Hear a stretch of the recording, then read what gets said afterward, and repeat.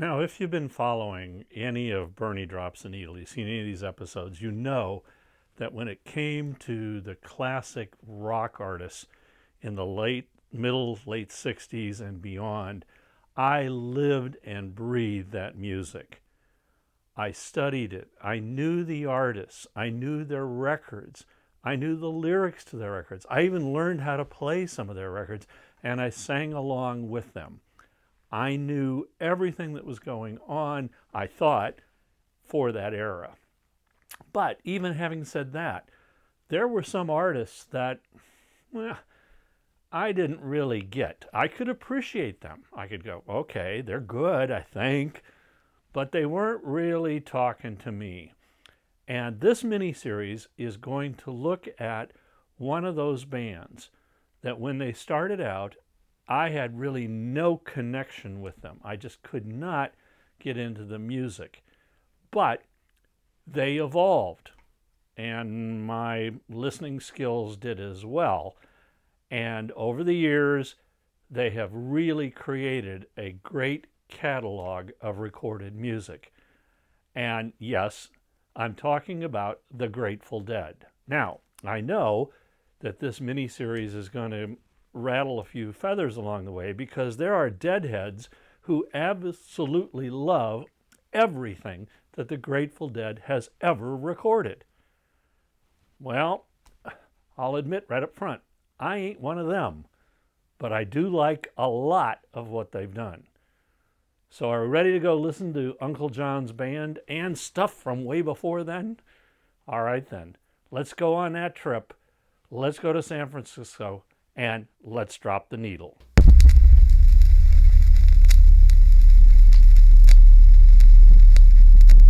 In 1965, in Palo Alto, members of two different groups decided to join together. The first group was a jug band called Mother McCree's Uptown Jug Champions, and the other group was the Wildwood Boys.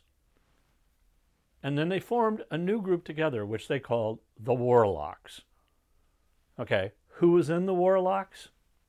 On lead and backing vocals and guitar, you had Jerry Garcia.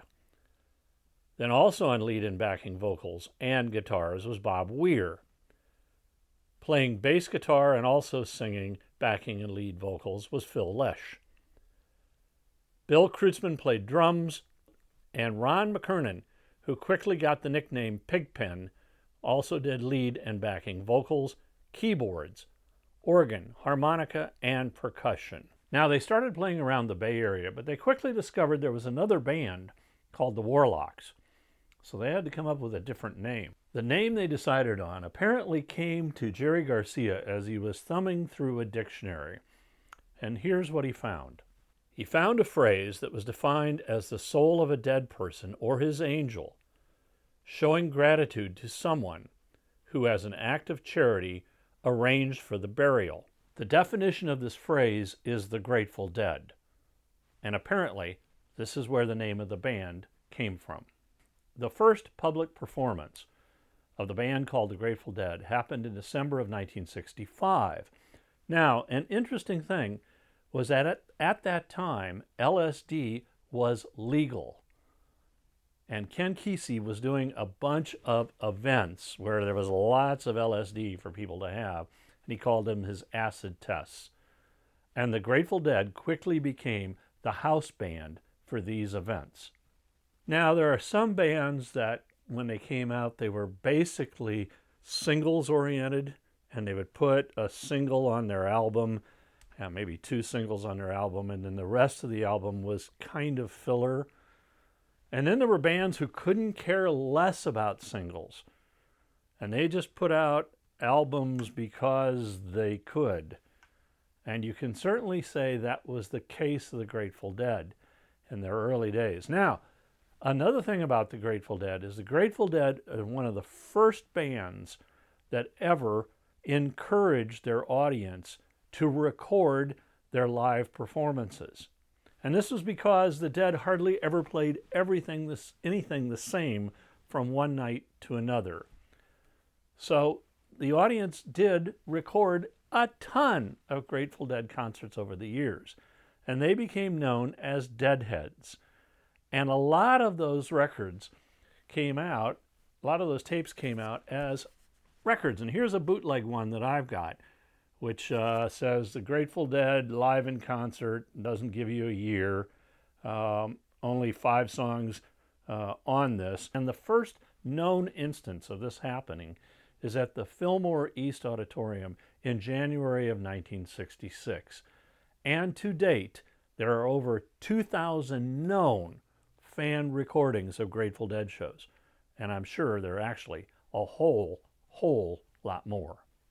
At this time, there was an individual called Owsley Stanley who became like the head guru of LSD and created a lot of the acid at the time. And he decided he would put financial money into backing the band. He bought them equipment and actually rented them a house that they could all live together in as they rehearsed. In January 1967, the Grateful Dead played at the Avalon Ballroom in San Francisco. It was billed as the Mantra Rock Dance, and there were a number of acts that performed that night along with the Dead, including Moby Grape and Big Brother and the Holding Company with Janis Joplin. In March of 1967, the band releases their first album, and it's called The Grateful Dead. Apparently, the original artwork had a phrase that said, "In the land of the dark, the ship of the sun is drawn by the Grateful Dead." This is apparently a passage taken from the Egyptian Book of the Dead. The band decided they really didn't want to be tied that closely to Egyptian mythology, so they asked the artist, his name was Stanley Mouse, to change the artwork so it only had the name of the band. The record is basically a rhythm and blues album. I like Good Morning Little Schoolgirl, sung by Ron Pigpen McKernan, Sitting on Top of the World and Morning Dew, sung by Jerry Garcia, and the long, trippy Viola Lee Blues at over 10 minutes in length. The album could only reach 72 on the charts, but the Grateful Dead had arrived to start their long, strange trip. Then in September of 1967, the Grateful Dead did something that bands did not do. They hired a second drummer, Mickey Hart, to join the band. And then in July of 1968, Mickey Hart makes his recording debut with the band as they release their next album, which is called Anthem for the Sun. Now, this is a very experimental album. They took live recordings, studio recordings, and really just jammed them all together. You can't really call this a studio album, or you can't call it a live album, because it is in fact both. To say it's a psychedelic album is to put it mildly. Jerry Garcia has called the mixing process as mixing for the hallucinations. And frankly, I find this a hard album to listen to. The tracks are quite long, except for Born Cross-Eyed, and the sound is quite dense. It was not well received as their first album. But the Grateful Dead never likes to stand still. They always like to break new ground. So they started recording an album called Earthquake Country. And they were quite a ways along into it when the tape manufacturing company developed a 16-track recording machine, which meant that musicians could have 16 tracks to lay vocals and instruments and so forth on as they were recording. Well, the Grateful Dead had to take advantage of this, and so they scrapped the album Earthquake Country and decided to start over, recording in 16 tracks.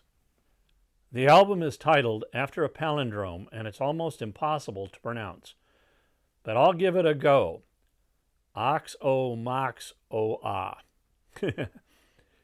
But having all that creative freedom with 16 tracks meant that the band spent hours in the studio, and the bills kept climbing. By the time the album was finished, they apparently had spent $180,000 of Warner Brothers money. And for a frame of reference, that would be over $1.5 million today. There are some songs in this album that became staples of the band's live show for years, including St. Stephen and China Cat Sunflower. And it's the first time that the band showcased some acoustic arrangements, as on Mountains of the Moon and Dupree's Diamond Blues. But two things were playing in the brains of the Grateful Dead.